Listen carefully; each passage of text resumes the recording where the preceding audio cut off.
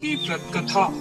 एक बार युधिष्ठिर ने भगवान श्री कृष्ण से कहा, हे भगवान, ज्येष्ठ मास के कृष्ण पक्ष की एकादशी का क्या नाम है और उसका क्या महत्व है?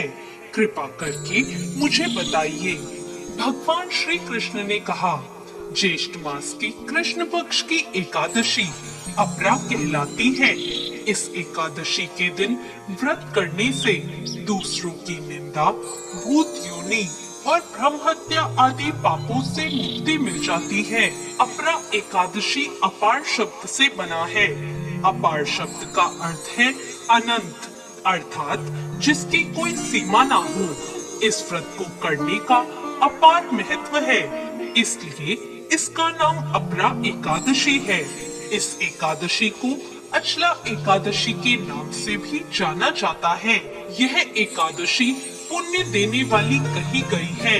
इसके प्रभाव से मनुष्य की कीर्ति, पुण्य और धन में वृद्धि होती है। इस व्रत के पुण्य से ब्रह्म हत्या, असत्य भाषण, झूठा वेद पढ़ना आदि से लगे हुए पाप नष्ट हो जाते हैं। इस व्रत को करने से भूत योनि से भी मुक्ति मिल जाती है।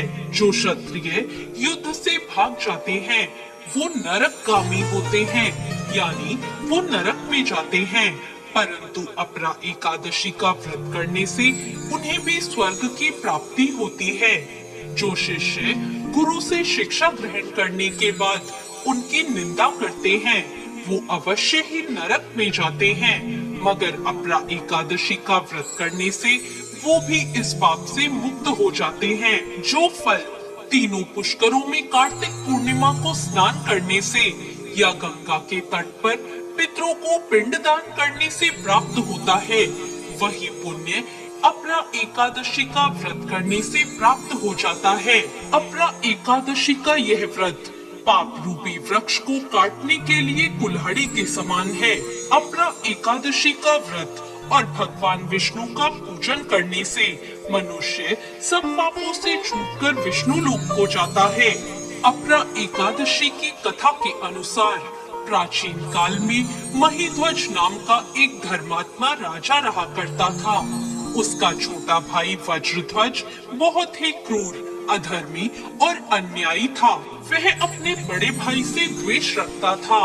उस पापी भाई ने एक दिन रात में अपने बड़े भाई की हत्या कर दी और उसके देह को एक जंगली पीपल के नीचे गाड़ दिया। राजा महिध्वज अकाल मृत्यु के कारण उसी पीपल पर प्रेत आत्मा बनकर रहने लगा और अनेक उत्पात करने लगा।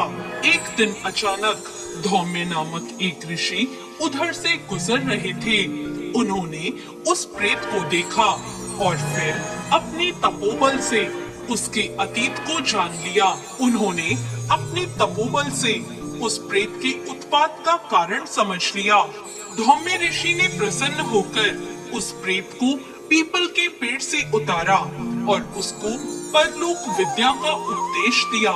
उन दयालु ऋषि ने राजा की प्रेत योनि से मुक्ति के लिए स्वयं ही अपरा एकादशी का व्रत किया और उस व्रत के पुण्य को उस प्रेत को अर्पित कर दिया। इस व्रत के पुण्य के प्रभाव से राजा की प्रेत योनि से मुक्ति हो गई। वह राजा धौम्य ऋषि को धन्यवाद देता हुआ दिव्य देह धारण करके पुष्पक विमान में बैठकर स्वर्ग को चला गया। तो ये थी अपरा एकादशी की व्रत कथा। इसे पढ़ने या सुनने से मनुष्य सब पापों से मुक्त हो जाता है। अपरा एकादशी का व्रत करने के लिए विष्णु जी की मूर्ति, कलश, धान्य, लाल वस्त्र, पुष्प, पुष्पमाला, नारियल, सुपारी, अन्य ऋतु फल, धूप, दीप, घी, पंचामृत, अक्षत, तुलसी, लाल चंदन और मिष्ठान की जरूरत होती है।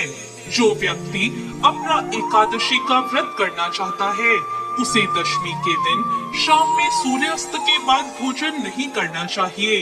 रात में भगवान का ध्यान करते हुए सोना चाहिए। एकादशी के दिन सुबह उठकर स्नान करके भगवान विष्णु की पूजा करनी चाहिए। व्रत रखने वालों को पूरे दिन दूसरों की निंदा, झूठ और छल कपट से बचना चाहिए। जो लोग किसी कारण व्रत नहीं रख सकते, उन्हें एकादशी के दिन चावल नहीं खाने चाहिए। अगर कोई व्यक्ति एकादशी के दिन विष्णु सहस्त्र नाम का पाठ करता है, उस पर भगवान विष्णु की विशेष कृपा होती है। आपको ये कथा कैसी लगी? कमेंट बॉक्स में जरूर बताएं।